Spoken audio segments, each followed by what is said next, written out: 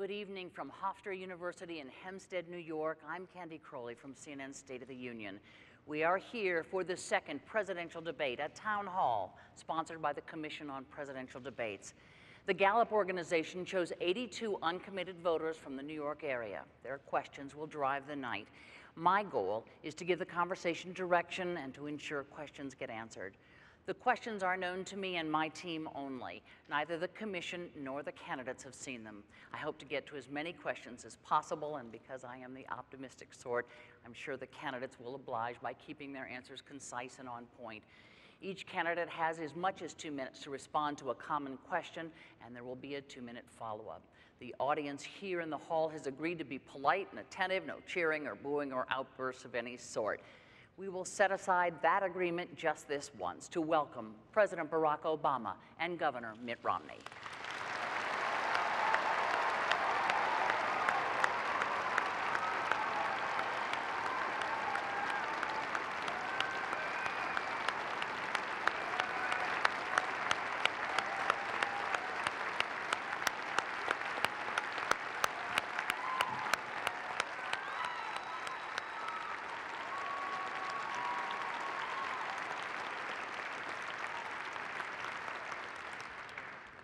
Gentlemen, thank you both for joining us here tonight. We have a lot of folks who have been waiting all day to talk to you, so I want to get right to it. Governor Romney, as you know, you won the coin toss, so the first question will go to you. And I want to turn to a first-time voter, Jeremy Epstein, who has a question for you. Mr. President, Governor Romney, as a 20-year-old college student, all I hear from professors, neighbors, and others is that when I graduate, I will have little chance to get employment. What can you say to reassure me, but more importantly, my parents, that I will be able to sufficiently support myself after I graduate? Thank you, Jeremy. I appreciate your question, and thank you for being here this evening, and to all of those from Nassau County here that have come, thank you for your time. Thank you to Hofstra University and to Candy Crowley for organizing and leading this event. Thank you, Mr. President, also for being part of this debate. Your question is one that's being asked by college kids all over this country. I was in Pennsylvania with someone who just graduated. This was in Philadelphia, and she said, I've got my degree, I can't find a job. I've got 3 part-time jobs. They're just barely enough to pay for my food and pay for an apartment. I can't begin to pay back my student loans. So what we have to do is 2 things. We have to make sure that we make it easier for kids to afford college, and also make sure that when they get out of college, there's a job.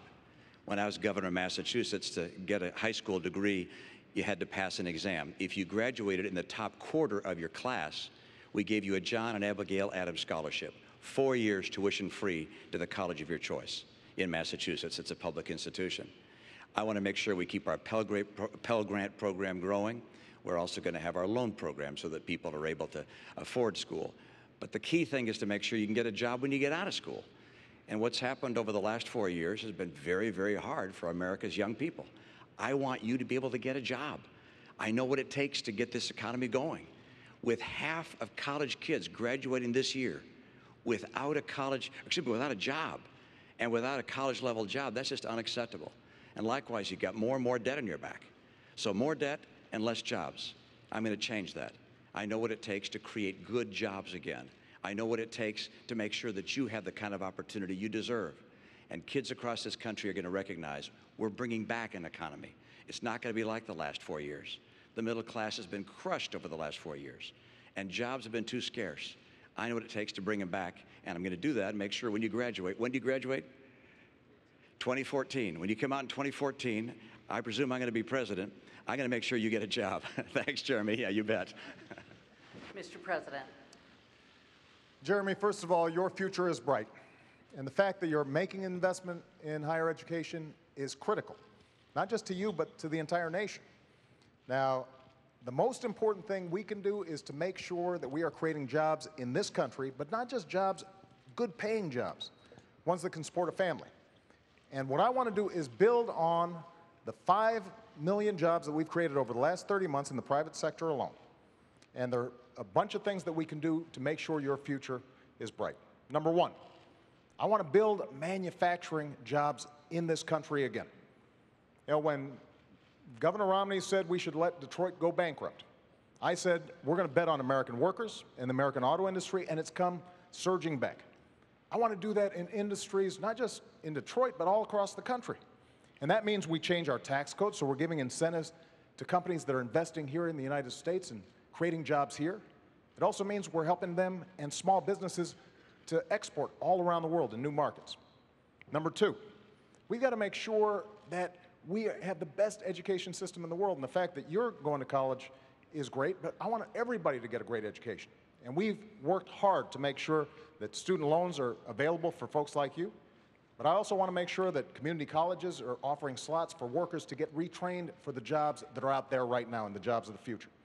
Number three, we've got to control our own energy. You know, not only oil and natural gas, which we've been investing in, but also we've got to make sure we're building the energy sources of the future. Not just thinking about next year, but 10 years from now, 20 years from now.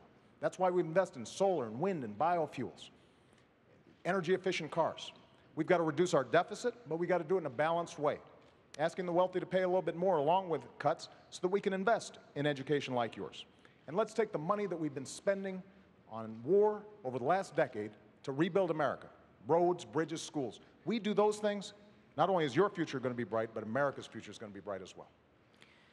Let me ask you for a more immediate answer, beginning with Mr. Romney. Just quickly, what can you do? We're looking at a situation where 40% of the unemployed have been unemployed for 6 months or more.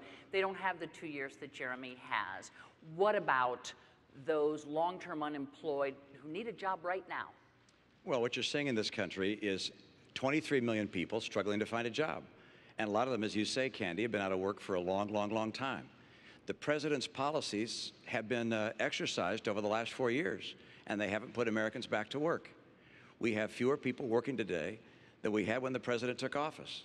If the unemployment rate was 7.8% when he took office, it's 7.8% now. But if you calculated that unemployment rate, taking back the people who dropped out of the workforce, it would be 10.7%. We have not made the progress we need to make to put people back to work. That's why I put out a 5-point plan that gets America 12 million new jobs in 4 years and rising take-home pay. It's going to help Jeremy get a job when he comes out of school. It's going to help people across the country that are unemployed right now. And one thing that the president said, which I want to make sure that we understand, he said that I said we should take Detroit bankrupt. And that's right. My plan was to have the company go through bankruptcy like 7-Eleven did and Macy's and Continental Airlines and come out stronger. And I know he keeps saying, you wanted to take Detroit bankrupt. Well, the president took Detroit bankrupt. You took General Motors bankrupt. You took Chrysler bankrupt. So when you say that I wanted to take the auto industry bankrupt, you actually did. And I think it's important to know that that was a process that was necessary to get those companies back on their feet so they could start hiring more people. That was precisely what I recommended and ultimately what happened. Let me give the president a chance. Go ahead. Candy, what Governor Romney said just isn't true. He wanted to take them into bankruptcy without providing them any way to stay open. And we would have lost 1 million jobs. And that, don't take my word for it, take the executives at GM and Chrysler, some of whom were Republicans, may even support Governor Romney. But they'll tell you his prescription wasn't going to work. And Governor Romney says he's got a 5-point plan. Governor Romney doesn't have a 5-point plan, he has a 1-point plan. And that plan is to make sure that folks at the top play by a different set of rules. That's been his philosophy in the private sector, that's been his philosophy as governor, that's been his philosophy as a presidential candidate. You can make a lot of money and pay lower tax rates than somebody who makes a lot less. You can ship jobs overseas and get tax breaks for it. You can invest in a company, bankrupt it, lay off the workers, strip away their pensions, and you still make money. That's exactly the philosophy that we've seen in place for the last decade. That's what's been squeezing middle-class families. And we have fought back for 4 years to get out of that mess. The last thing we need to do is to go back to the very same policies that got us there. Mr. President, the next question is going to be for you here. And Mr. Romney, Governor Romney, there'll be plenty of chances here to go on, but I want to, we have all these folks. I will let you absolutely. That Detroit answer and the rest of the answer way off the mark. Okay, you certainly will have lots of time here coming up. Because I want to move you on to something that sort of connected to cars here and go over, and we want to get a question from Philip Turcola.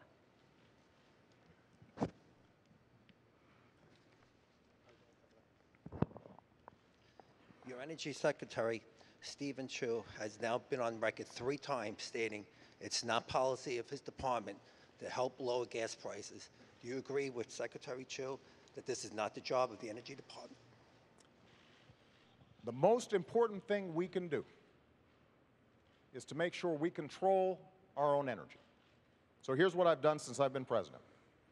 We have increased oil production to the highest levels in 16 years. Natural gas production is the highest it's been in decades. We have seen increases in coal production and coal employment. But what I've also said is we can't just produce traditional sources of energy, we've also got to look to the future. That's why we doubled fuel efficiency standards on cars. That means that in the middle of the next decade, any car you buy, you're going to end up going twice as far on a gallon of gas. That's why we've doubled clean energy production like wind and solar and biofuels. And all these things have contributed to us lowering our oil imports to the lowest levels in 16 years. Now, I want to build on that. And that means, yes, we still continue to open up new areas for drilling.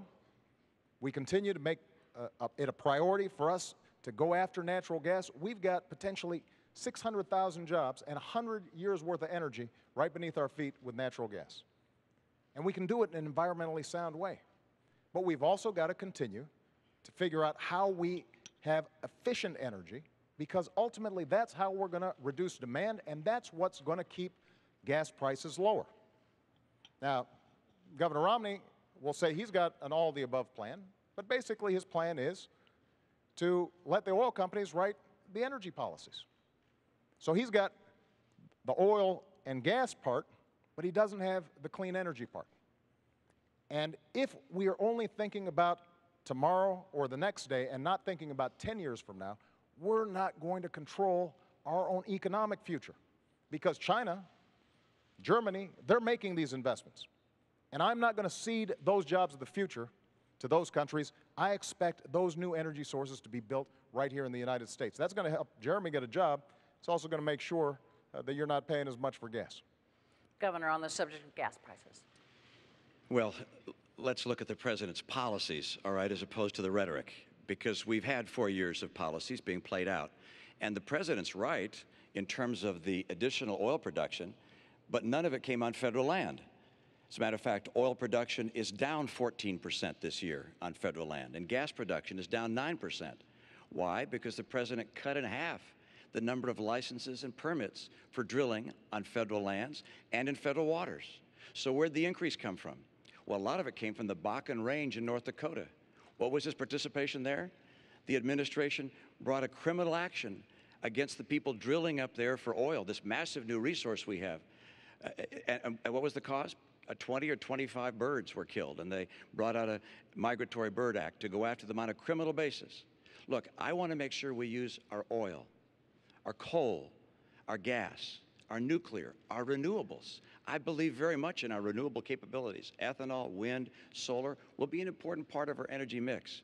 But what we don't need is to have the president keeping us from taking advantage of oil, coal, and gas. This has not been Mr. Oil or Mr. Gas or Mr. Coal.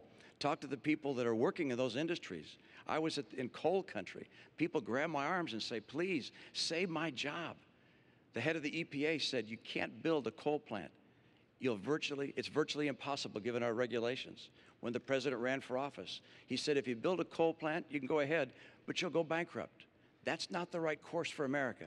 Let's take advantage of the energy resources we have, as well as the energy sources for the future. And if we do that, if we do what I'm planning on doing, which is getting us energy independent, North America energy independence, within 8 years, you're going to see manufacturing jobs come back because our energy is low cost. They're already beginning to come back because of our abundant energy. I'll get America and North America energy independent. I'll do it by more drilling, more permits and licenses. We're going to bring that pipeline in from Canada. How in the world the president said no to that pipeline, I will never know. This is about bringing good jobs back for the middle class of America, and that's what I'm going to do. Mr. President, let me just see if I can move you to the gist of this question, which is, are we looking at the new normal? I can tell you that tomorrow morning, a lot of people in Hampstead will wake up and fill up, and they will find that the price of gas is over $4 a gallon.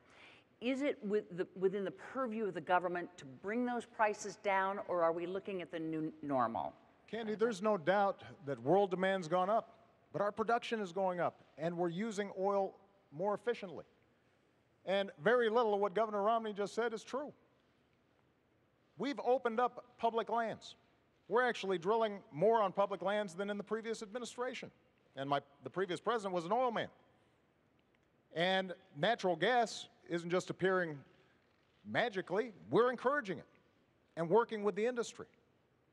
And when I hear Governor Romney say he's a big coal guy, I mean, keep in mind, when you were governor of Massachusetts, you stood in front of a coal plant and pointed at it and said, this plant kills, and took great pride in shutting it down. And now suddenly you're a big champion of coal. So what I've tried to do is be consistent. With respect to something like coal, we made the largest investment in clean coal technology to make sure that even as we're producing more coal, we're producing it cleaner and smarter. Same thing with oil, same thing with natural gas. And the proof is our oil imports are down to the lowest levels in 20 years. Oil production is up, natural gas production is up, and most importantly, we're also starting to build cars that are more efficient. And that's creating jobs. That means those cars can be exported because that's the demand around the world. And it also means that it'll save money in your pocketbook. That's the strategy you need on all of the above strategy, and that's what we're going to do in the next 4 years. But that's not what you've done in the last 4 years. That's the problem. Sure. In the last 4 years, you cut permits and licenses on federal land and federal waters in half. Not true, Governor Romney. So how much did you cut them by? Not true. By how much did you cut them by then? Governor, we have actually produced more oil. No. How much did you cut licenses and permits on federal land and federal waters? Governor Romney, here's what we did. There were a whole bunch of oil companies. No, I had a question, and the question was, how much did you cut them by? You want me to answer How much did you cut them by? I'm happy to answer the question. All right, and it is? Here's what happened. You had a whole bunch of oil companies who had leases on public lands that they weren't using. So what we said was, you can't just sit on this for 10, 20, 30 years, decide when you want to drill, when you want to produce, when it's most profitable for you. These are public lands. So if you want to drill on public lands, you use it or you lose it. Okay, now and so what we did was take away those leases, and we are now reletting them so that we can actually make a profit. And production on government lands is down. No, it isn't. Production on government land of oil is down 14%. Governor, and production what on you're gas saying is down 9%. It's just not true. It's absolutely true. Look, there's no question but that the people recognize that we have not produced more oil and gas on federal lands and in federal waters. And coal production is not up. Coal jobs are not up. I was just at a coal facility where some 1,200 people lost their jobs. The right course for America is to have a true all-of-the-above policy. I don't think anyone really believes that you're a person who's going to be pushing for oil and gas and coal. You'll get your chance in a moment. I'm still speaking. Well, and the answer is, I don't believe people think that's the case because that wasn't a question. Okay. That was a statement. I don't think the American people believe that. I will fight for oil, coal, and natural gas. And the proof of whether a strategy is working or not is what the price is that you're paying at the pump. If you're paying less than you paid a year or two ago, why then the strategy is working. But you're paying more. When the president took office, the price of gasoline here in Nassau County was about $1.86 a gallon. Now it's $4 a gallon. Price of electricity is up. If the president's energy policies are working, you're going to see the cost of energy come down. I will fight to create more energy in this country to get America energy secure. And part of that is bringing in a pipeline of oil from Canada, taking advantage of the oil and coal we have here, drilling offshore in Alaska, drilling offshore in Virginia where the people want it. Those things will get us the energy we need. Mr. President, could you address, because we did finally get to gas prices here, could you address what the governor said, which is if your energy policy was working, the price of gasoline would not be $4 a gallon well, here. Think about what the governor just said. He said, when I took office, the price of gasoline was $1.80, $1.86. Why is that? Because the economy was on the verge of collapse. Because we were about to go through the worst recession since the Great Depression, as a consequence of some of the same policies that Governor Romney is now promoting. So it's conceivable that Governor Romney could bring down gas prices, because with his policies, we might be back in that same mess. What I want to do is to create an economy that is strong, and at the same time produce energy. And with respect to this pipeline that Governor Romney keeps on talking about, we've built enough pipeline to wrap around the entire earth once. So I'm all for pipelines, I'm all for oil production. What I'm not for is us ignoring the other half of the equation. So for example, on wind energy, when Governor Romney says these are imaginary jobs, when you've got thousands of people right now in Iowa, right now in Colorado, who are working, creating wind power with good paying manufacturing jobs. And the Republican senator in Iowa is all for it, providing tax credits to help this work. And Governor Romney says, I'm opposed, I'd get rid of it. That's not an energy strategy for the future. And we need to win that future. And I intend to win it as President of the United States. I got to move you along. And the next question is for you. He actually got the first question, so I get the last question, last answer on that one. Actually, in the follow-up, it doesn't quite work like that, but I'm going to give you a chance here. I promise you I'm going to. And the next question is for you. So if you want to, continue on, but I don't want to leave all these guys sitting here. Candy, I don't have a policy of stopping wind jobs in Iowa, and that they're not phantom jobs, they're real jobs. Okay. I appreciate wind jobs in Iowa and across our country. I appreciate the jobs in coal and oil and gas. I'm going to make sure that taking advantage of our energy resources will bring back manufacturing to America. We're going to get through a very aggressive energy policy, 3.5 million more jobs in this country. It's critical to our future. Candy, it's we're going to move you along to taxes. I'm used to being interrupted. All right, we're going to move you both along to taxes over here, and all these folks that have been waiting. Governor, this question is for you. It comes from Mary Polano, sorry. Governor Romney, you have stated that if you're elected president, you would plan to reduce the tax rates for all the tax brackets, and that you would work with the Congress to eliminate some deductions in order to make up for the loss in revenue. Concerning these various deductions, the mortgage deduction, the charitable deductions, the child tax credit, and also the, what's that other credit? I forgot. You're doing great. Oh, I remember. The education credits, which are important to me because I have children in college. What would be your position on those things, which are important to the middle class? Thank you very much. And let me tell you, you're absolutely right about part of that, which is I want to bring the rates down. I want to simplify the tax code, and I want to get middle-income taxpayers to have lower taxes. And the reason I want middle-income taxpayers to have lower taxes is because middle-income taxpayers have been buried over the past 4 years. You've seen, as middle-income people in this country, incomes go down $4,300 a family, even as gasoline prices have gone up $2,000. Health insurance premiums up $2,500. Food prices up. Utility prices up. The middle-income families in America have been crushed over the last 4 years. So I want to get some relief to middle-income families. That's part one. Now, how about deductions? Because I'm going to bring rates down across the board for everybody, but I'm going to limit deductions and exemptions and credits, particularly for people at the high end, because I am not going to have people at the high end pay less than they're paying now. The top 5% of taxpayers will continue to pay 60% of the income tax the nation collects. So that'll stay the same. Middle-income people are going to get a tax break. And so in terms of bringing down deductions, one way of doing that would be to say everybody gets, I'll pick a number, $25,000 of deductions and credits. And you can decide which ones to use. Your home mortgage interest deduction, charity, child tax credit, and so forth. You can use those as part of filling that bucket, if you will, of deductions. But your rate comes down, and the burden also comes down on you for one more reason, and that is every middle-income taxpayer no longer will pay any tax on interest, dividends, or capital gains. No tax on your savings. That makes life a lot easier. If you're getting interest from a bank, if you're getting a statement from a mutual fund, or any other kind of investments you have, you don't have to worry about filing taxes on that, because there'll be no taxes for anybody making $200,000 a year and less on your interest, dividends, and capital gains. Why am I lowering taxes on the middle class? Because under the last 4 years, they've been buried. And I want to help people in the middle class. And I will not, under any circumstances, reduce the share that's being paid by the highest income taxpayers. And I will not, under any circumstances, increase taxes on the middle class. The president's spending, the president's borrowing will cause this nation to have to raise taxes on the American people, not just at the high end. A recent study has shown that people in the middle class will see $4,000 a year higher taxes as a result of the spending and borrowing of this administration.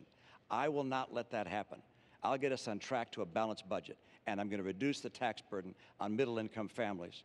And what's that going to do? It's going to help those families, and it's going to create incentives to start growing jobs again in this country. Thanks, Governor. Thank you. My philosophy on taxes has been simple, and that is I want to give middle-class families and folks who are striving to get in the middle class some relief, because they have been hit hard over the last decade, over the last 15, over the last 20 years. So 4 years ago, I stood on a stage just like this one. Actually, it was at a town hall, and I said I would cut taxes for middle-class families, and that's what I've done, by $3,600. I said I would cut taxes for small businesses, who are the drivers and engines of growth, and we've cut them 18 times. And I want to continue those tax cuts for middle-class families and for small businesses.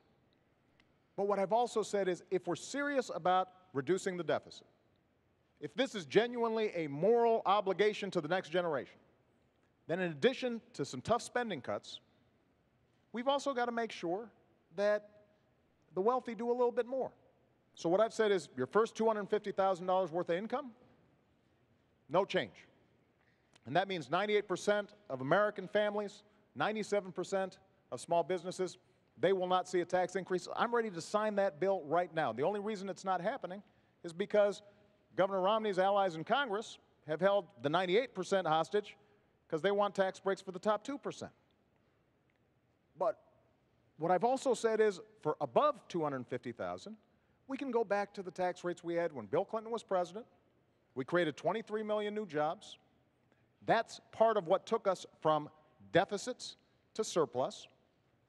It will be good for our economy, and it will be good for job creation. Now, Governor Romney has a different philosophy.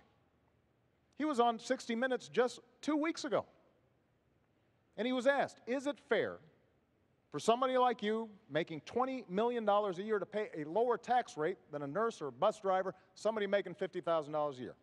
And he said, yes, I think that's fair. Not only that, he said, I think that's what grows the economy. Well, I fundamentally disagree with that.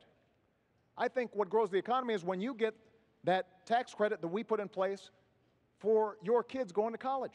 I think that grows the economy. I think what grows the economy is when we make sure small businesses are getting a tax credit for hiring veterans who fought for our country. That grows our economy. So we just have a different theory. And when Governor Romney stands here after a year of campaigning, when during a Republican primary he stood on stage and said, I'm going to give tax cuts. He didn't say tax rate cuts. He said tax cuts to everybody, including the top 1%. You should believe him, because that's been his history. And that's exactly the kind of top-down economics that is not going to work if we want a strong middle class and an economy that's thriving for everybody. Governor Romney, I'm sure you've got a reply there. You're absolutely right. You heard what I said about my tax plan. The top 5% will continue to pay 60% as they do today. I'm not looking to cut taxes for wealthy people. I am looking to cut taxes for middle-income people. And why do I want to bring rates down and at the same time lower exemptions and deductions, particularly for people at the high end? Because if you bring rates down, it makes it easier for small business to keep more of their capital and hire people. And for me, this is about jobs. I want to get America's economy going again. 54% of America's workers work in businesses that are taxed as individuals. So when you bring those rates down, those small businesses are able to keep more money and hire more people. For me, I look at what's happened in the last 4 years and say, this has been a disappointment. We can do better than this.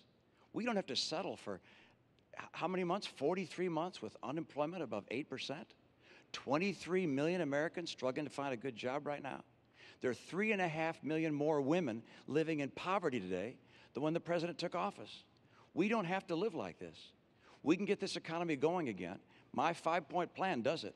Energy independence for North America in 5 years, opening up more trade, particularly in Latin America, cracking down on China when they cheat, getting us to a balanced budget, fixing our training programs for our workers, and finally, championing small business. I want to help small businesses grow and thrive. I know how to make that happen. I spent my life in the private sector. I know why jobs come and why they go, and they're going now because of the policies of this administration. Governor, let me ask the president something about what you just said. The governor says that he is not going to allow the top 5%, I believe is what he said, to have a tax cut, that it will all even out, that what he wants to do is give that tax cut to the middle class. Settled? No, it's not settled. Look, the cost of lowering rates for everybody across the board, 20%, along with what he also wants to do in terms of eliminating the estate tax, along what he wants to do in terms of corporate changes in the tax code, it costs about $5 trillion. Governor Romney then also wants to spend $2 trillion on additional military programs, even though the military is not asking for them. That's $7 trillion. He also wants to continue the Bush tax cuts for the wealthiest Americans. That's another $1 trillion. That's $8 trillion. Now, what he says is he's going to make sure that this doesn't add to the deficit, and he's going to cut middle-class taxes. But when he's asked, how are you going to do it, which deductions, which loopholes are you going to close, he can't tell you. The fact that he only has to pay 14% on his taxes when a lot of you are paying much higher, you know, he's already taken that off the board. Capital gains are going to continue to be at a low rate, so we're not going to get money that way. We haven't heard from the governor any specifics beyond Big Bird and eliminating funding for Planned Parenthood in terms of how he pays for that. Now, Governor Romney was a very successful investor. If somebody came to you, Governor, with a plan that said, here, I want to spend $7 or $8 trillion, and we're going to pay for it, but we can't tell you until maybe after the election how we're going to do it, you wouldn't have taken such a sketchy deal. And neither should you, the American people, because the math doesn't add up. And what's at stake here is one of two things. Either, Candy, this blows up the deficit, because keep in mind, this is just to pay for the additional spending that he's talking about. $7-8 trillion, that's before we even get to the deficit we already have. Or alternatively, it's got to be paid for not only by closing deductions for wealthy individuals, that'll pay for about 4% reduction in tax rates. You're going to be paying for it. You'll lose some deductions. And you can't buy this sales pitch. Nobody who's looked at it that's serious actually believes it adds up. Mr. President, let me get the governor in on this. And Governor, before we get into a vast array of who says what study says what, if it shouldn't add up, if somehow when you get in there isn't enough tax revenue coming in, if somehow the numbers don't add up, would you be willing to look again at a 20%? Well, of course they add up. I was someone who ran businesses for 25 years and balanced the budget. I ran the Olympics and balanced the budget. I ran the state of Massachusetts as a governor, to the extent any governor does, and balanced the budget all 4 years. When we're talking about math that doesn't add up, how about $4 trillion of deficits over the last 4 years? $5 trillion. That's math that doesn't add up. We have a president talking about someone's plan in a way that's completely foreign to what my real plan is. And then we have his own record, which is we have 4 consecutive years where he said when he was running for office he would cut the deficit in half. Instead, he's doubled it. We've gone from $10 trillion of national debt to $16 trillion of national debt. If the president were reelected, we go to almost $20 trillion of national debt. This puts us on a road to Greece. I know what it takes to balance budgets. I've done it my entire life. So for instance, when he says, yours is a $5 trillion cut, well, no, it's not, because I'm offsetting some of the reductions withholding down some of the deductions. And Governor, and- I and just- gotta actually, I I'm need sorry. to have you both And hang I up. told I you- understand yeah. the stakes here. I understand both of you, but I will get run out of And I town just described, if and I I just don't allow described to you, these Mr. people President, to I just get- described to you would precisely get- how I do it, with okay. this, with a single number that people can put, and they can put their deductions and Are we credits keeping into Mr. that President, bucket. we're How's- keeping track, I Okay. promise you. And Mr. President, the next question is for Great. you, so stay Looking forward to it. standing. And it's Catherine Fenton who has a question for you. In what new ways do you intend to rectify the inequalities in the workplace, specifically regarding females making only 72% of what their male counterparts earn? Well, Catherine, this is a great question. And, you know, I was raised by a single mom who had to put herself through school while looking after 2 kids. And she worked hard every day and made a lot of sacrifices to make sure we got everything we needed. My grandmother, she started off as a secretary in a bank. She never got a college education, even though she was smart as a whip. And she worked her way up to become a vice president of a local bank, but she hit the glass ceiling. She trained people who would end up becoming her bosses during the course of her career. She didn't complain. That's not what you did in that generation. And this is one of the reasons why the first bill I signed was something called the Lilly Ledbetter Bill. And this is named after this amazing woman who had been doing the same job as a man for years, found out that she was getting paid less, and the Supreme Court said that she couldn't bring suit because she should have found out about it earlier. She had no way of finding out about it. So we fixed that. And that's an example of the kind of advocacy that we need, because women are increasingly the breadwinners in the family. This is not just a women's issue. This is a family issue. There's a middle class issue.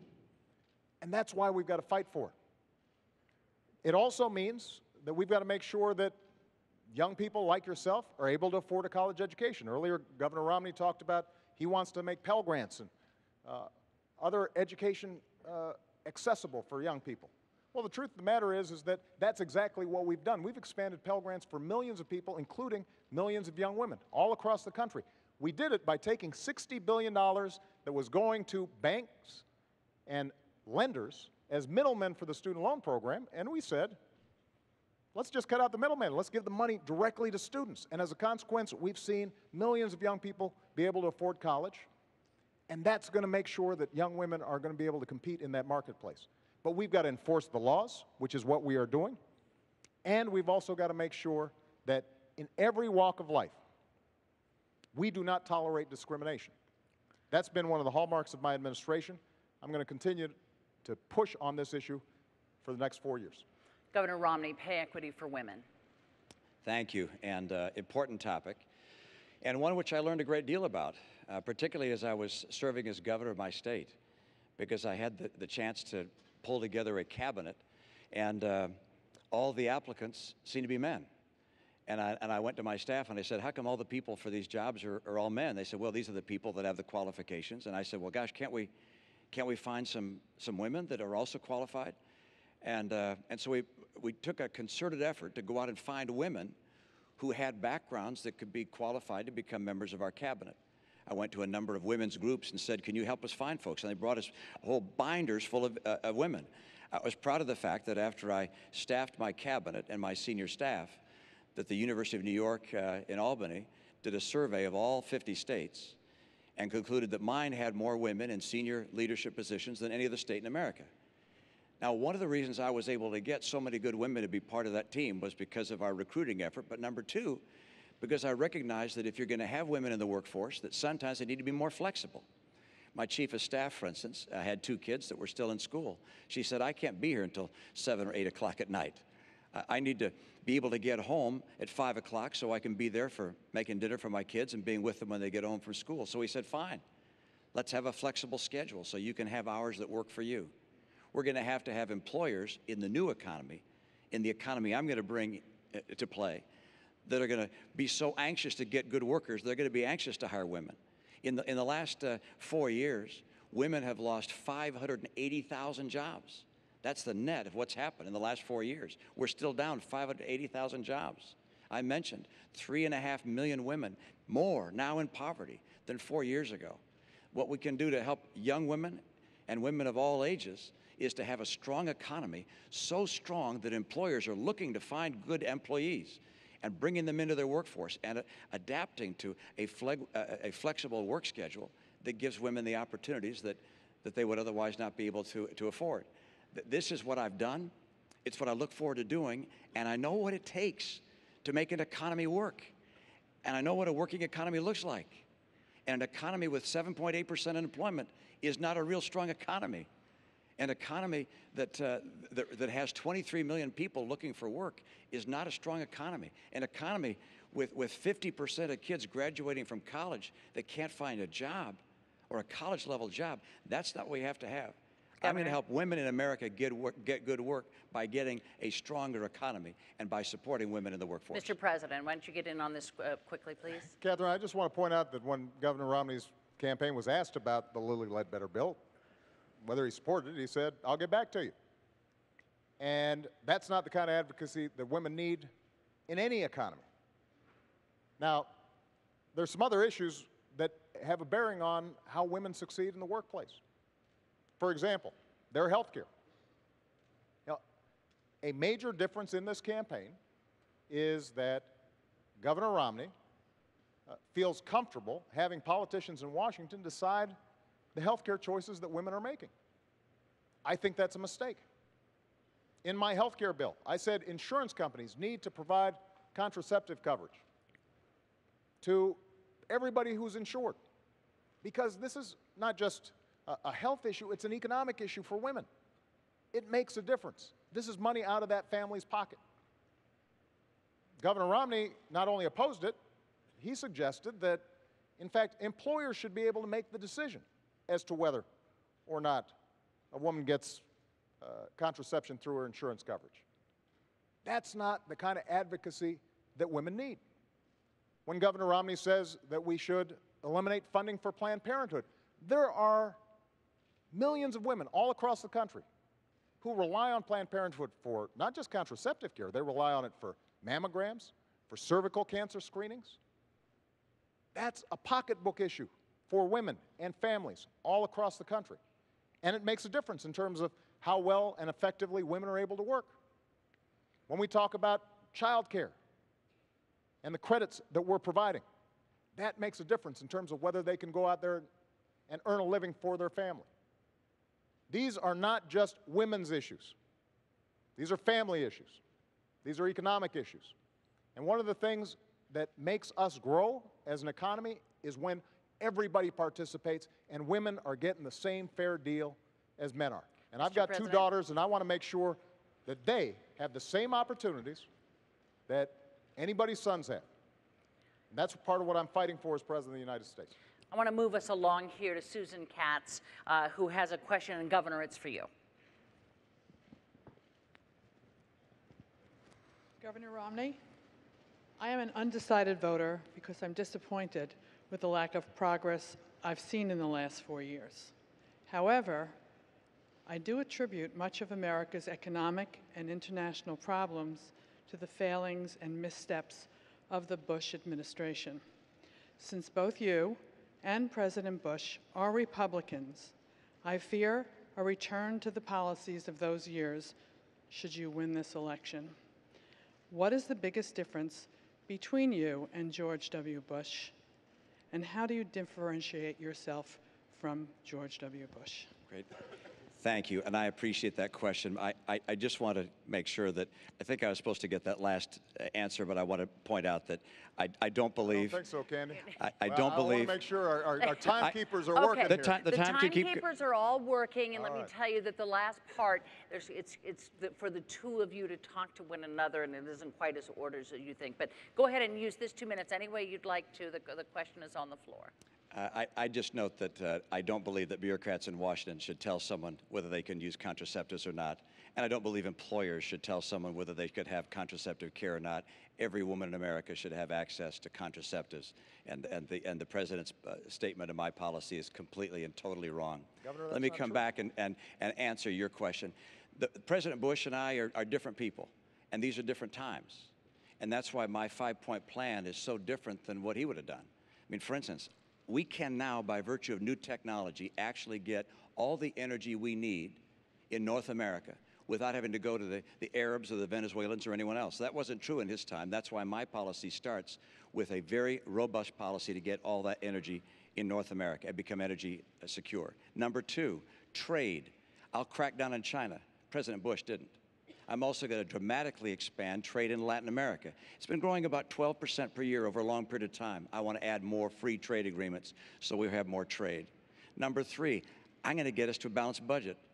President Bush didn't. President Obama was right. He said that that was outrageous to have deficits as high as $500 billion under the Bush years. He was right.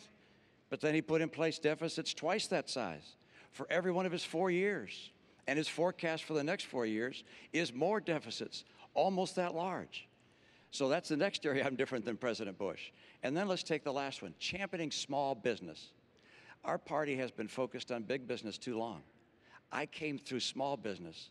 I understand how hard it is to start a small business. That's why everything I'll do is designed to help small businesses grow and add jobs. I want to keep their taxes down on small business. I want regulators to see their job as encouraging small enterprise, not crushing it. And the thing I find most troubling about Obamacare, well, it's a long list, but one of the things I find most troubling is that when you go out and talk to small businesses and ask them what they think about it, they tell you it keeps them from hiring more people. My priority is jobs. I know how to make that happen. And President Bush had a very different path for a very different time. My path is designed in getting small businesses to grow and hire people. Thanks, Governor. Mr. President. Well,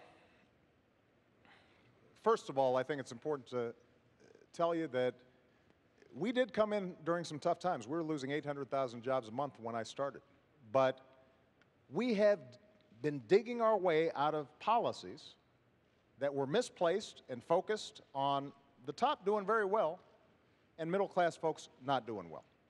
Now, we've seen 31 consecutive months of job growth, 5.2 million new jobs created. And the plans that I talked about will create even more.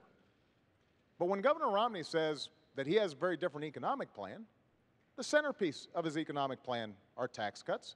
That's what took us from surplus to deficit. When he talks about getting tough on China, keep in mind that Governor Romney invested in companies that were pioneers of outsourcing to China and is currently investing in countries, in companies that are building surveillance equipment for China to spy on its own folks. Governor, you're the last person who's going to get tough on China. And what we've done when it comes to trade is not only sign 3 trade deals to open up new markets, but we've also set up a task force for trade that goes after anybody who is taking advantage of American workers or businesses and not creating a level playing field. We've brought twice as many cases against unfair trading practices than the previous administration, and we've won every single one that's been decided. When I said that we had to make sure that China was not flooding our domestic market with cheap tires, Governor Romney said I was being protectionist, that it wouldn't be helpful to American workers. Well, in fact, we saved 1,000 jobs. And that's the kind of tough trade actions that are required. But the last point I want to make is this. There are some things where Governor Romney is different from George Bush. George Bush didn't propose turning Medicare into a voucher. George Bush embraced comprehensive immigration reform. He didn't call for self-deportation. George Bush never suggested that we eliminate funding for Planned Parenthood. So there are differences between Governor Romney and George Bush, but they're not on economic policy. In some ways, he's gone to a more extreme place when it comes to social policy. And I think that's a mistake. That's not how we're going to move our economy forward. I want to move you both along to the next question because it's in the same wheelhouse, so you will be able to respond. But the president does get this question. I want to call on Michael Jones.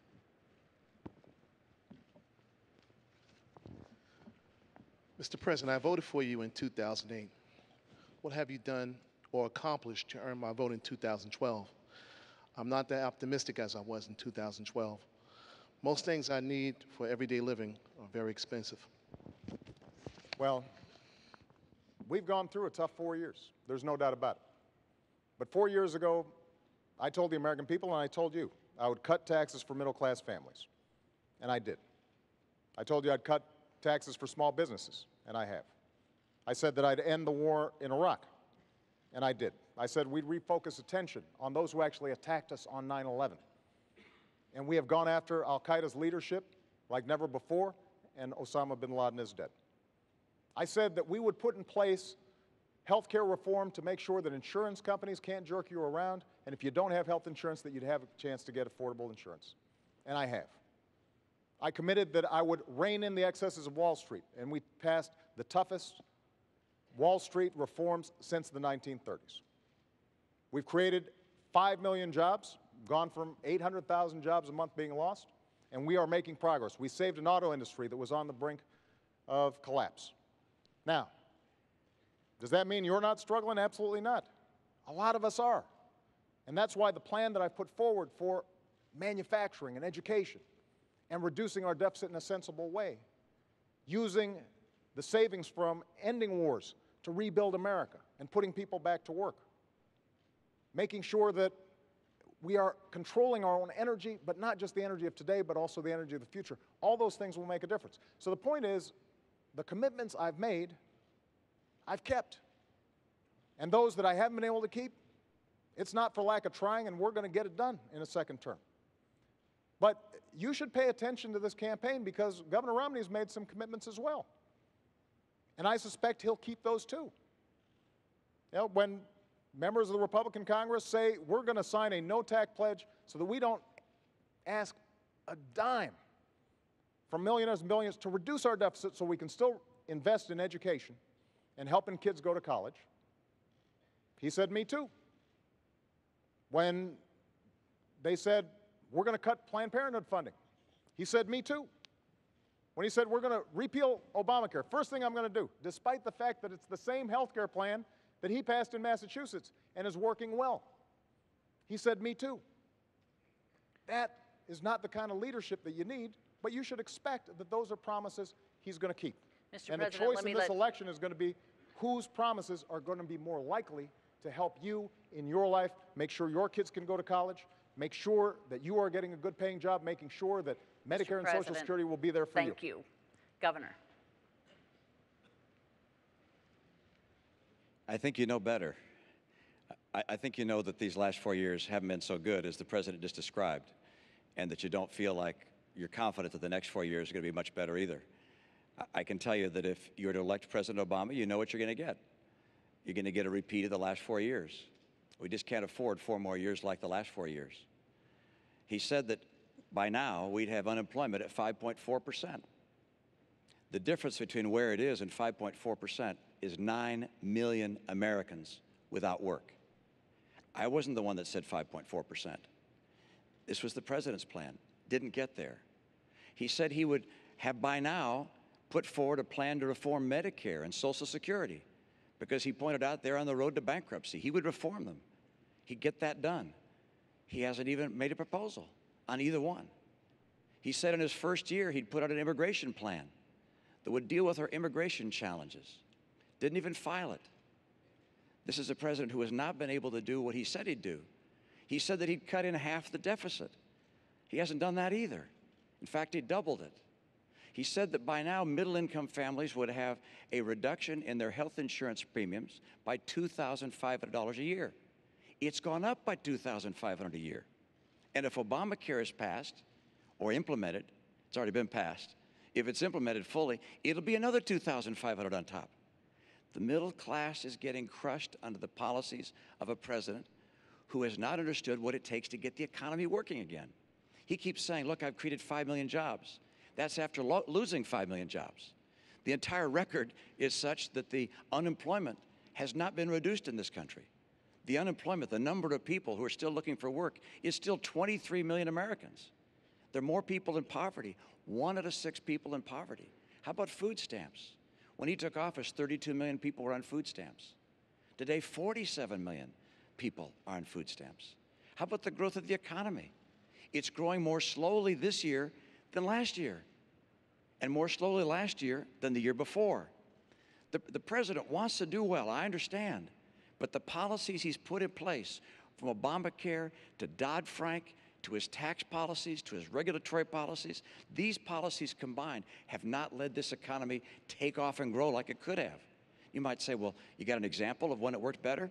Yeah. In the Reagan recession, where unemployment hit 10.8%, between that period, the end of that recession, and equivalent period of time to today, Ronald Reagan's recovery created twice as many jobs as this president's recovery. 5 million jobs doesn't even keep up with our population growth. And the only reason the unemployment rate seems a little lower today is because of all the people that have dropped out of the workforce. The president has tried, but his policies haven't worked. He's great as a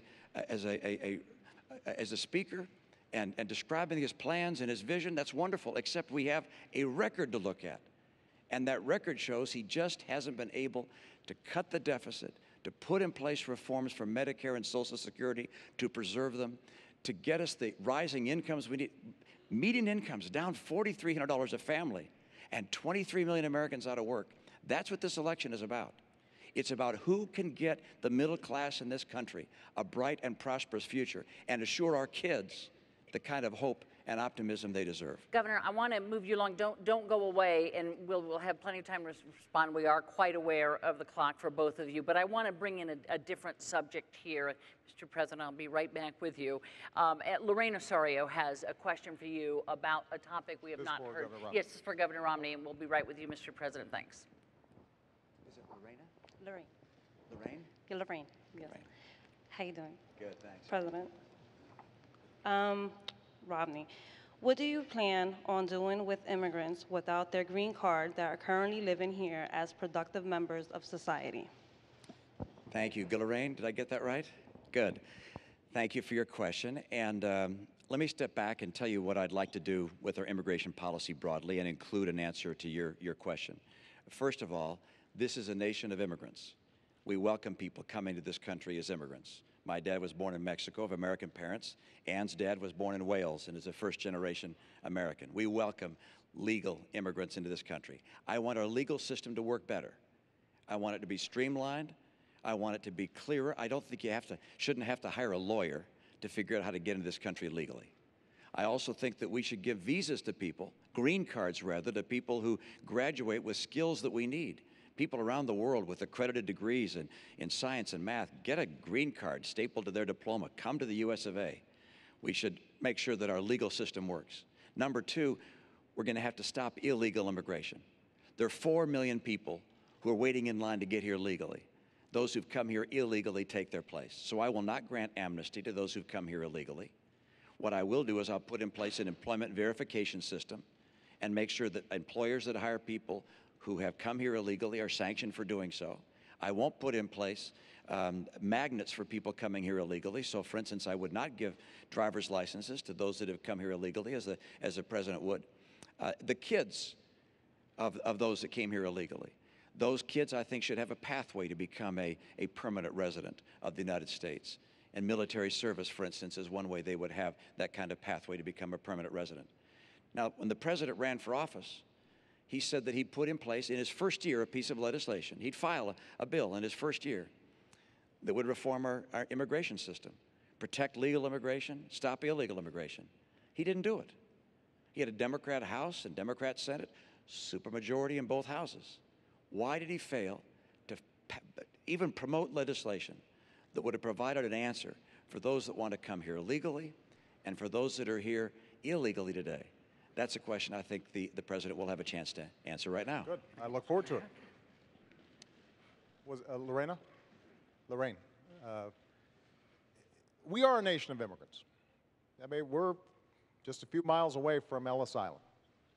We all understand what this country has become because talent from all around the world wants to come here. People who are willing to take risks. People who want to build on their dreams and make sure their kids have even bigger dreams than they have. But we're also a nation of laws. So what I've said is we need to fix a broken immigration system, and I've done everything that I can on my own and sought cooperation from Congress to make sure that we fix this system. First thing we did was to streamline the legal immigration system, to reduce the backlog, make it easier, simpler, and cheaper for people who are waiting in line, obeying the law to make sure that they can come here and contribute to our country. And that's good for our economic growth. They'll start new businesses. They'll make things happen that create jobs here in the United States. Number two, we do have to deal with our border. So we've put more Border Patrol on than any time in history, and the flow of undocumented workers across the border is actually lower than it's been in 40 years. What I've also said is, if we're going to go after folks who are here illegally, we should do it smartly and go after folks who are criminals, gangbangers, people who are hurting the community, not after students, not after folks who are here just because they're trying to figure out how to feed their families. And that's what we've done. And what I've also said is, for young people who come here, brought here oftentimes by their parents, have gone to school here, pledged allegiance to the flag, think of this as their country, understand themselves as Americans in every way except having papers, then we should make sure that we give them a pathway to citizenship. And that's what I've done administratively. Now, Governor Romney just said that he wants to help those young people too, but during the Republican primary, he said, I will veto the DREAM Act that would allow these young people to have access. His main strategy during the Republican primary was to say, we're going to encourage self-deportation, making life so miserable on folks that they'll leave. He called the Arizona law a model for the nation. Part of the Arizona law said that law enforcement officers could stop folks because they suspected maybe they looked like they might be undocumented workers and check their papers. And you know what?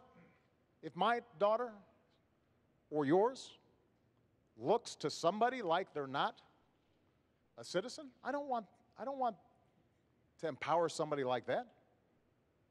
So we can fix this system in a comprehensive way. And when Governor Romney says the challenge is, well, Obama didn't try, that's not true.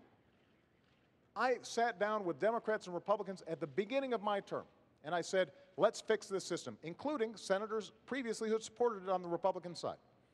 But it's very hard for Republicans in Congress to support comprehensive immigration reform if their standard bearer has said that this is not something I'm interested in supporting. Let me get the governor in here, Mr. President. Let's speak to, if you could, Governor, the idea of self-deportation. Let me go back and speak to the points that the president made, and let's get them correct. I did not say that the Arizona law was a model for the nation in that aspect. I said that the E-Verify portion of the Arizona law, which is the portion of the law which says that employers could be able to determine whether someone is here illegally or not illegally, that was a model for the nation. That's number one. Number two, I asked the president a question I think Hispanics and immigrants all over the nation have asked. He was asked this on Univision the other day. Why, when you said you'd file legislation in your first year, didn't you do it? And he didn't answer. He doesn't answer that question. He said the standard bearer wasn't for it. I'm glad you thought I was a standard bearer 4 years ago, but I wasn't. 4 years ago, you said in your first year you would file legislation. In his first year, I was licking my wounds from having been beaten by John McCain. All right, I was not the standard bearer. My view is that this president should have honored his promise to do as he said. Now, let me mention one other thing, and that is self-deportation says let people make their own choice. What I was saying is we're not going to round up 12 million people, undocumented, illegals, and take them out of the nation. Instead, let people make their own choice. And if they find that they can't get the benefits here that they want, and they can't find the job they want, then they'll make a decision to go a place where they have better opportunities. But I'm not in favor of rounding up people and taking them out of this country. I am in favor, as the president has said, and I agree with him, which is that if people have committed crimes, we got to get them out of this country. Let me mention something else the president said. It was a moment ago, and I didn't get a chance to, when he was describing Chinese investments and so forth. Candy, hold on a second. Mr. President, I'm still speaking. I'm sorry. Mr. President, why don't you let me finish? I'm I'm going to Go ahead and continue. finish, I'm going to Governor continue. Romney. Sure. Governor The Romney, if you president could made make it short. See all these people? They've been waiting for you. Could you Just make going it to make short? a point. And then- Any investments I have over the last 8 years have been managed by a blind trust. And I understand they do include investments outside the United States, including in Chinese companies. Mr. President, have you looked at your pension? Have you looked at your pension? I've got to say. Mr. President, have you looked at your pension? You know, I don't look at my pension. It's not as big as yours, so it doesn't Well, take as let long. me give you some. Let me give you some advice. I don't check it that often. Let me give you some advice. Look at your pension. You also have investments in Chinese companies. You also have investments outside the United States. You also have investments through a Cayman's trust. And we're We're sort of way So- off so, topic Mr. here, President, Governor Romney. We're a little We off are topic here. completely Come on. off the immigration. I thought we were talking about immigration. And we were I came back to what you spoke about I do want President, to make sure if I could that have you sit down, Governor Romney, thank you. I do want to make sure that we just understand something. Governor Romney says he wasn't referring to Arizona as a model for the nation. His top advisor on immigration is the guy who designed the Arizona law, the entirety of it, not e-verify, the whole thing. That's his policy, and it's a bad policy, and it won't help us grow. Look, when we think about immigration, we have to understand there are folks all around the world who still see America as the land of promise.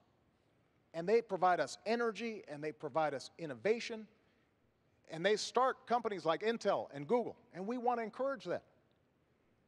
Now, we've got to make sure that we do it in a smart way, in a comprehensive way, and we make the legal system better.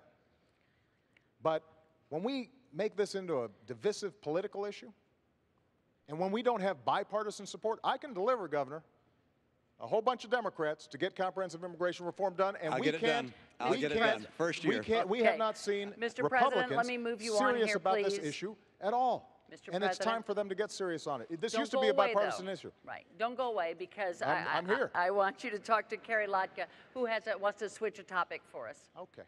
Hi, Karen.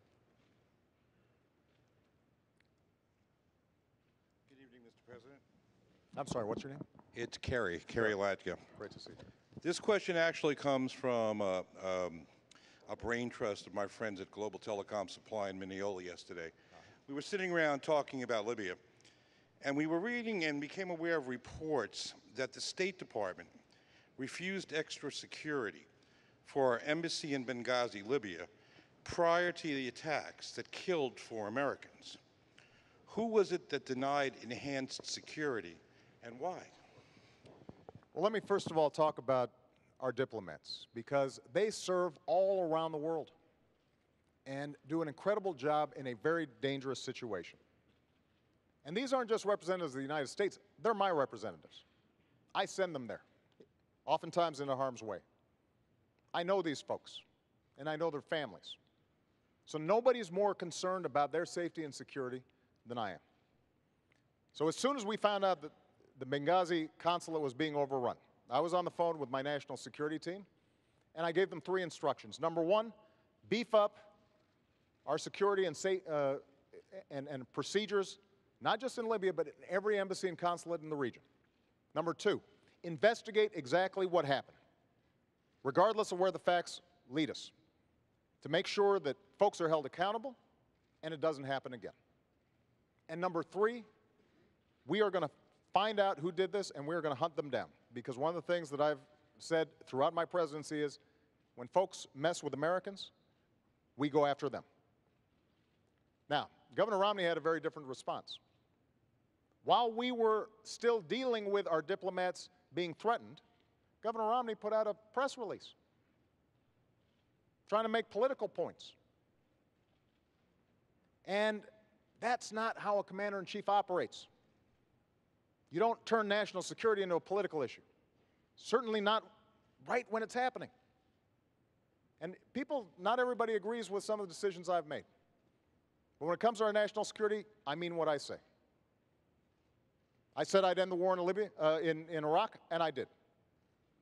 I said that we'd go after al-Qaeda and bin Laden. We have. I said we'd transition out of Afghanistan and start making sure that Afghans are responsible for their own security. That's what I'm doing. And when it comes to this issue, when I say that we are going to find out exactly what happened, everybody will be held accountable, and I am ultimately responsible for what's taking place there because these are my folks, and I'm the one who has to greet those coffins when they come home, you know that I mean what I say. Mr. President, I got to move us along. Governor? Thank you, Carrie, for your question. It's an important one. And I think the President just said correctly that the buck does stop at his desk, and he takes responsibility for that, for the failure in providing those security resources, and those terrible things may well happen from time to time. I feel very deeply sympathetic for the families of those who lost loved ones. And today there's a memorial service for one of those that was lost in this tragedy. We think of their families and care for them deeply. There were other issues associated with this tragedy. There were many days that passed before we knew whether this was a spontaneous demonstration or actually whether it was a terrorist attack. And there was no demonstration involved. It was a terrorist attack. And it took a long time for that to be told to the American people. Whether there was some misleading or instead whether we just didn't know what happened, I think you have to ask yourself, why didn't we know 5 days later when the ambassador to the United Nations went on TV to say that this was a demonstration? How could we have not known? But I find more troubling than this, that on the day following the assassination of a United States ambassador, the first time that's happened since 1979, when we have 4 Americans killed there, when apparently we didn't know what happened, that the President, the day after that happened, flies to Las Vegas for a political fundraiser, then the next day to Colorado for another event, another political event. I think these actions taken by a president and a leader have symbolic significance, and perhaps even material significance, in that you'd hope that during that time we could call in the people who were actually eyewitnesses. We've read their accounts now about what happened. It was very clear this was not a demonstration. This was an attack by terrorists. And this calls into question the president's whole policy in the Middle East. Look what's happening in Syria, in Egypt, now in Libya. Consider the distance between ourselves and Israel. The president said that he was going to put daylight between us and Israel. We have Iran 4 years closer to a nuclear bomb. Syria is not just the tragedy of 30,000 civilians being killed by a military, but also a strategically significant player for America. The president's policies throughout the Middle East began with an apology tour and pursue a strategy of leading from behind. And this strategy is unraveling before our very eyes.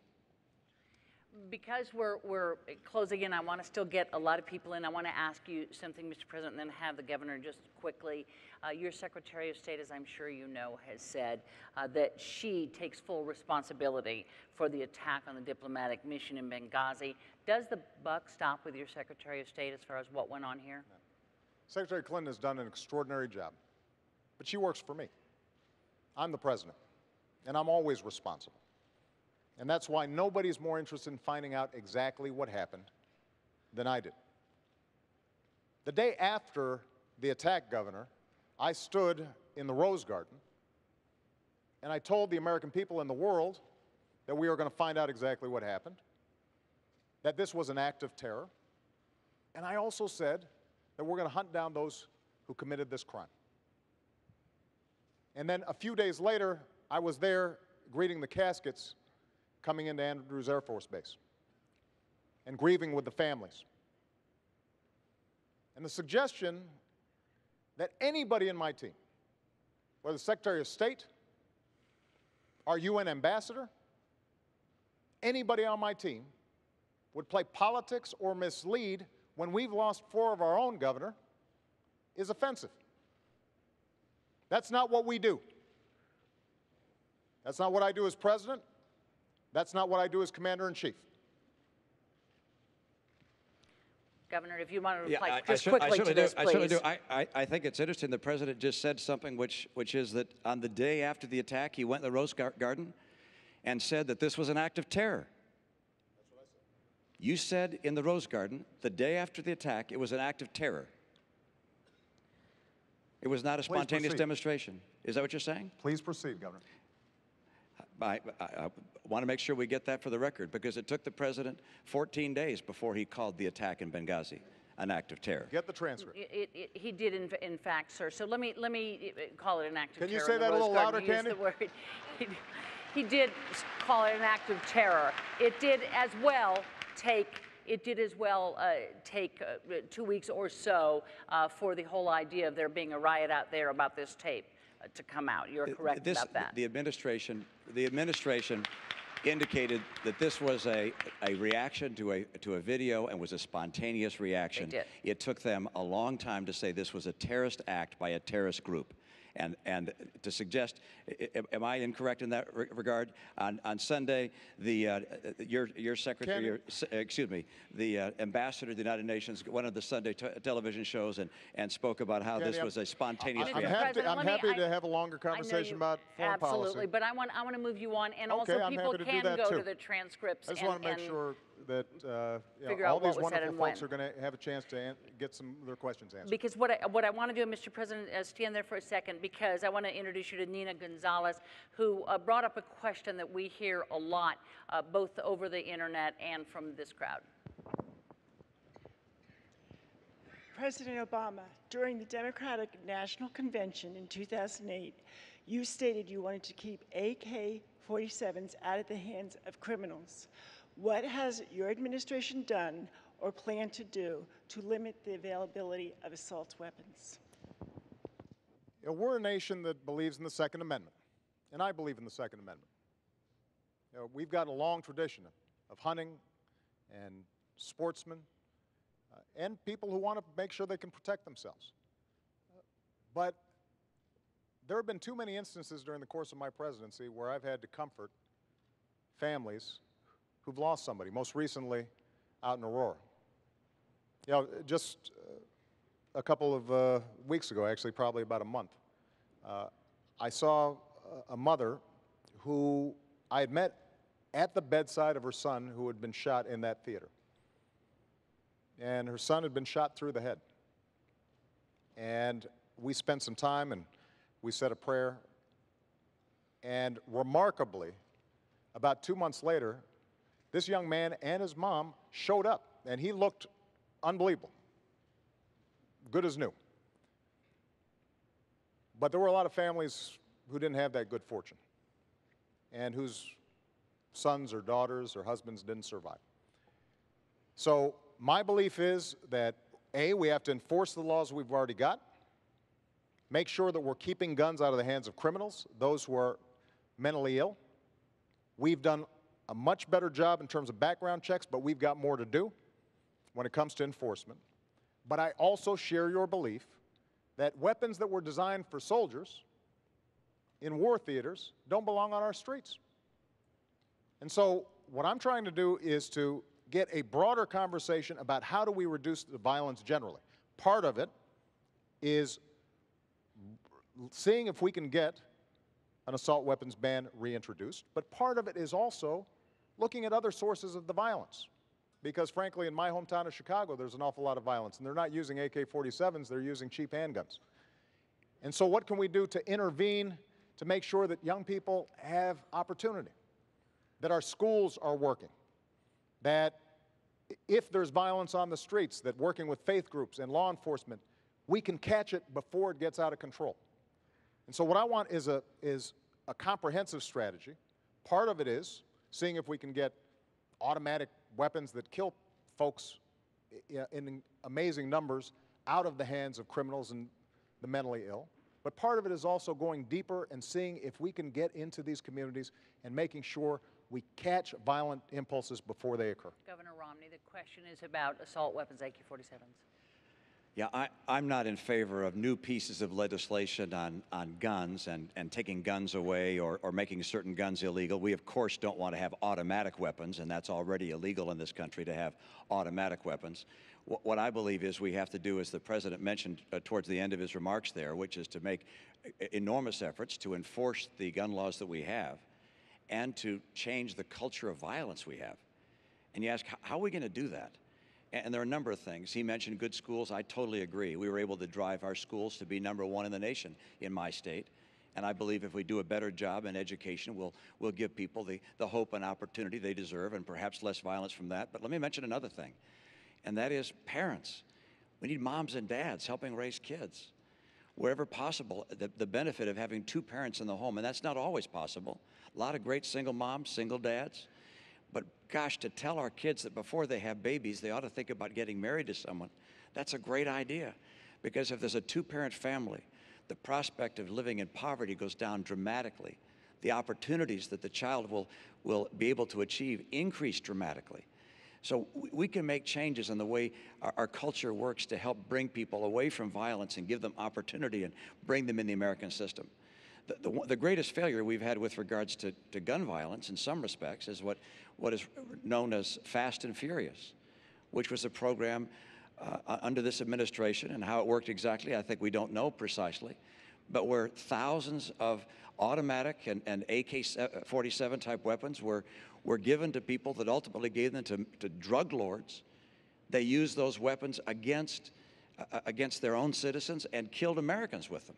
And this was a program of the government. For what purpose it was put in place, I can't imagine.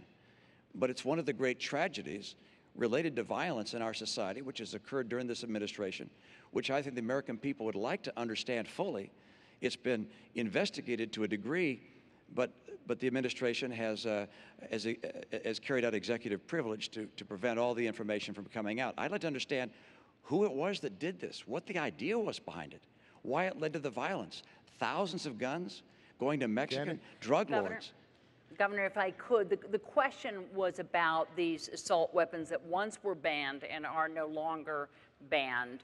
I know that you signed an assault weapons ban when you were in Massachusetts. Obviously, with this question, you no longer do support that. Why is that, given the kind of violence that we see sometimes with these mass killings?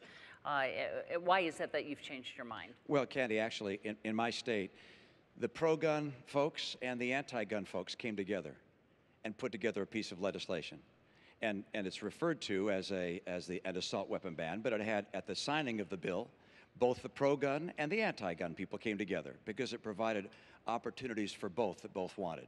There were hunting opportunities, for instance, that hadn't previously been available and so forth. So it was a mutually agreed upon piece of legislation. That's what we need more of, Candy. What we have right now in Washington is a place that's gridlocked. So if you could get people to agree to it, you'd be for it. We haven't had the leadership in Washington to work on a bipartisan basis. I was able to do that in my state and bring these two together. Quickly, Mr. President. First of all, I think Governor Romney was for an assault weapons ban before he was against it. And he said that the reason he changed his mind was in part because he was seeking the endorsement of the National Rifle Association. So that's on the record. But I think that one area we agree on is the importance of parents and the importance of schools. Because I do believe that if our young people have opportunity, then they're less likely to engage in these kinds of violent acts. We're not going to eliminate everybody who is mentally disturbed, and we've got to make sure that they don't get weapons, but we can make a difference in terms of ensuring that every young person in America, regardless of where they come from, what they look like, have a chance to succeed. And Candy, we haven't had a chance to talk about education much, but I think it is very important to understand that the reforms we've put in place, working with 46 governors around the country, are seeing schools that are some of the ones that are the toughest for kids starting to succeed. We're starting to see gains in math and science. When it comes to community colleges, we are setting up programs, including with Nassau Community College, to retrain workers, including young people who may have dropped out of school but now are getting another chance, training them for the jobs that exist right now. And in fact, employers are looking for skilled workers.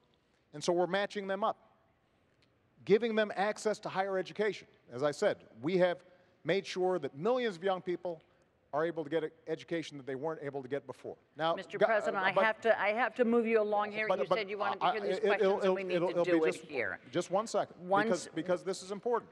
This is part of the choice in this election. And when Governor Romney was asked whether hiring more teachers was important to growing our economy, Governor Romney said that doesn't grow our economy.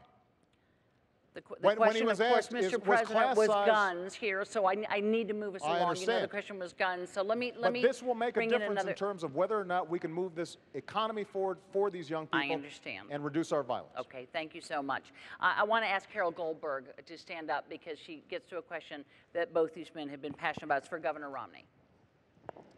The outsourcing of American jobs overseas has taken a toll on our economy. What plans do you have to put back and keep jobs here in the United States? Boy, great question, an important question, because you're absolutely right. And the place where we've seen manufacturing go has been China. China is now the largest manufacturer in the world. It used to be the United States of America. A lot of good people have lost jobs. 500,000 manufacturing jobs have been lost in the last 4 years. That's total over the last 4 years.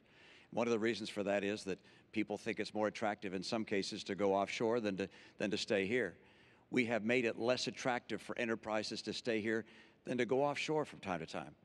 What I will do as president is make sure it's more attractive to come to America again. This is the way we're going to create jobs in this country. It's not by trickle-down government, saying we're going to take more money from people and hire more government workers, raise more taxes, put in place more regulations. Trickle-down government has never worked here, has never worked anywhere. I want to make America the most attractive place in the world for entrepreneurs, for small business, for big business, to invest and grow in America. Now, we're going to have to make sure that as we trade with other nations, that they play by the rules, and China hasn't. One of the reasons, or one of the ways they don't play by the rules, is artificially holding down the value of their currency. Because if they put their currency down low, that means their prices on their goods are low. And that makes them advantageous in the marketplace. We lose sales, and manufacturers here in the U.S. making the same products can't compete. China has been a currency manipulator for years and years and years. And the president has a regular opportunity to label them as a currency manipulator, but refuses to do so. On day one, I will label China a currency manipulator, which will allow me as president to be able to put in place, if necessary, tariffs where I believe that they are taking unfair advantage of our manufacturers. So we're going to make sure that people we trade with around the world play by the rules. But let me not just stop there. Don't forget, what's key to bringing back jobs here is not just finding someone else to punish. And I'm going to be strict with people who we trade with to make sure they follow the law and play by the rules. But it's also to make America the most attractive place in the world for businesses of all kinds.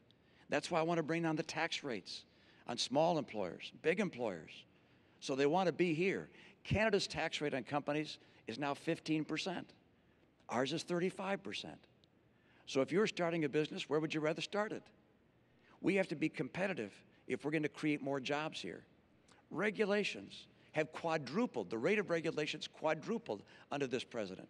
I talk to small businesses across the country. They say, we feel like we're under attack from our own government. I want to make sure that regulators see their job as encouraging small business, not crushing it.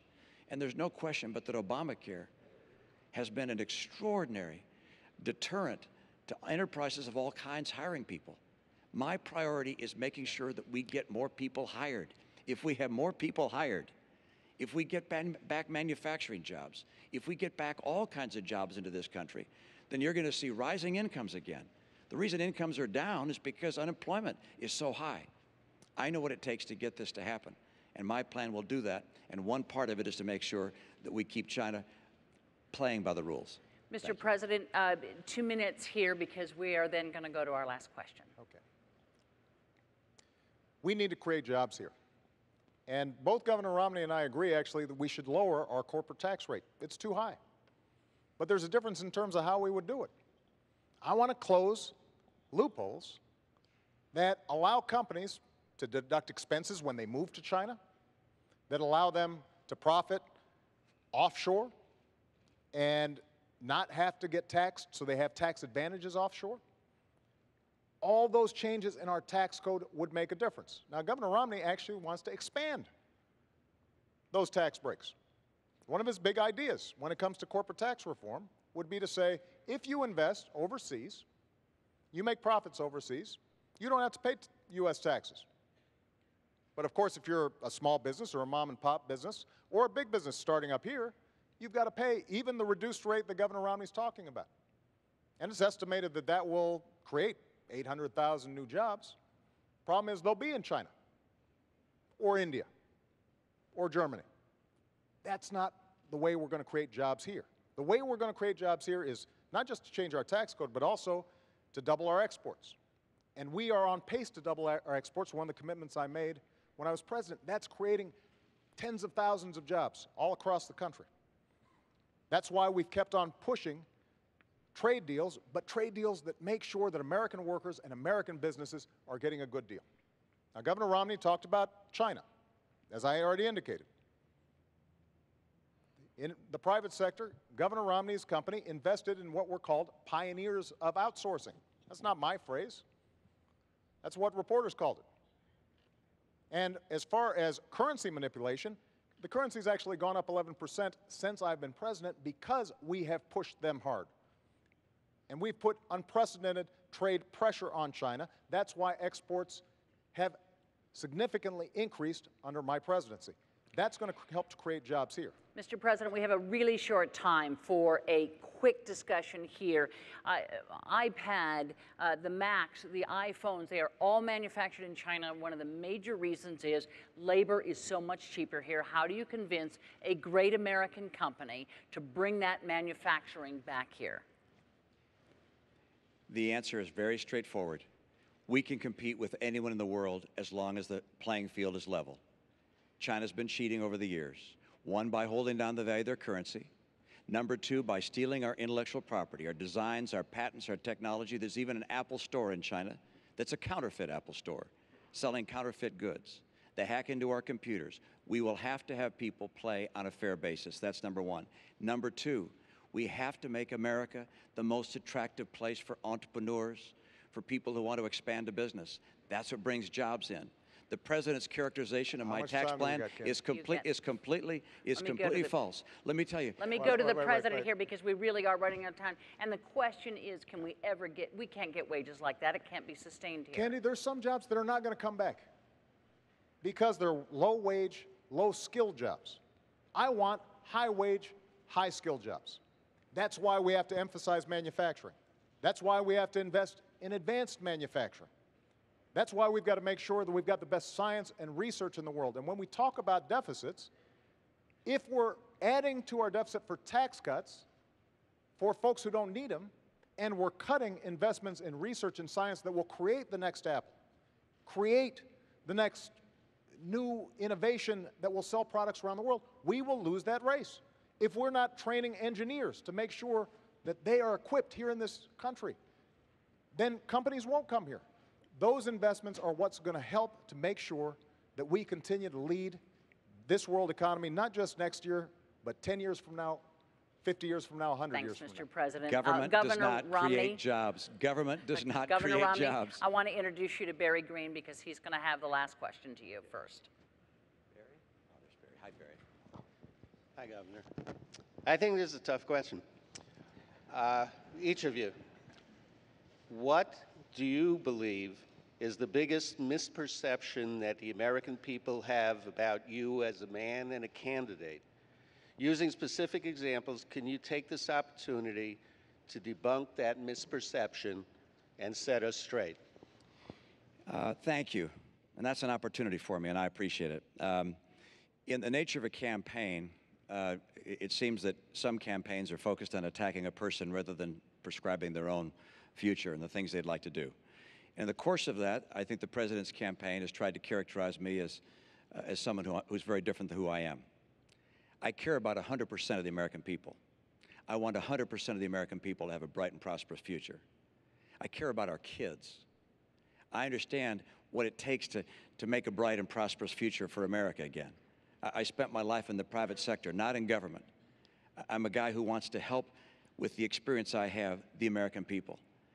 My passion probably flows from the fact that I believe in God, and I believe we're all children of the same God. I believe we have a responsibility to care for one another. I served as a missionary for my church. I served as a pastor in my congregation for about 10 years. I've sat across the table from people who were out of work and worked with them to try and find new work or to help them through tough times. I went to the Olympics when they were in trouble to try and get them on track. And as governor of my state, I was able to get 100% of my people insured, all my kids, about 98% of the adults. Was able also to get our schools ranked #1 in the nation, so 100% of our kids that have a bright opportunity for a future. I understand that I can get this country on track again. We don't have to settle for what we're going through. We don't have to settle for gasoline at $4.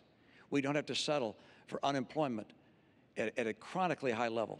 We don't have to settle for 47 million people on food stamps. We don't have to settle for 50% of kids coming out of college not able to get work. We don't have to settle for 23 million people struggling to find a good job. If I become president, I'll get America working again. I will get us on track to a balanced budget. The president hasn't. I will. I'll make sure we can reform Medicare and Social Security to preserve them for coming generations. The president said he would. He didn't. Governor. I'll get our incomes up. And by the way, I've done these things. I served as governor and showed I could get them done. Mr. President, last 2 minutes belong to you. Barry, I think a lot of this campaign, maybe over the last 4 years, has been devoted to this notion that I think government creates jobs, that somehow is the answer. That's not what I believe. I believe that the free enterprise system is the greatest engine of prosperity the world's ever known. I believe in self-reliance and individual initiative and risk takers being rewarded. But I also believe that everybody should have a fair shot. And everybody should do their fair share. And everybody should play by the same rules. Because that's how our economy has grown. That's how we built the world's greatest middle class. And that is part of what's at stake in this election. There's a fundamentally different vision about how we move our country forward. I believe Governor Romney is a good man. Loves his family, cares about his faith. But I also believe that when he said behind closed doors that 47% of the country consider themselves victims who refuse personal responsibility, think about who he was talking about. Folks on Social Security who've worked all their lives. Veterans who've sacrificed for this country. Students who are out there trying to hopefully advance their own dreams, but also this country's dreams. Soldiers who are overseas fighting for us right now. People who are working hard every day, paying payroll tax, gas taxes, but don't make enough income. And I want to fight for them. That's what I've been doing for the last 4 years, because if they succeed, I believe the country succeeds. And when my grandfather fought in World War II and he came back and he got a GI Bill and that allowed him to go to college, that wasn't a handout. That was something that advanced the entire country. And I want to make sure that the next generation has those same opportunities. That's why I'm asking for your vote, and that's why I'm asking for another 4 years. President Obama, Governor Romney, thank you for being here tonight. On that note, we have come to an end of this town hall debate. Our thanks to the participants for their time and to the people of Hofstra University for their hospitality. The next and final debate takes place Monday night at Lynn University in Boca Raton, Florida. Don't forget to watch. Election Day is 3 weeks from today. Don't forget to vote. Good night.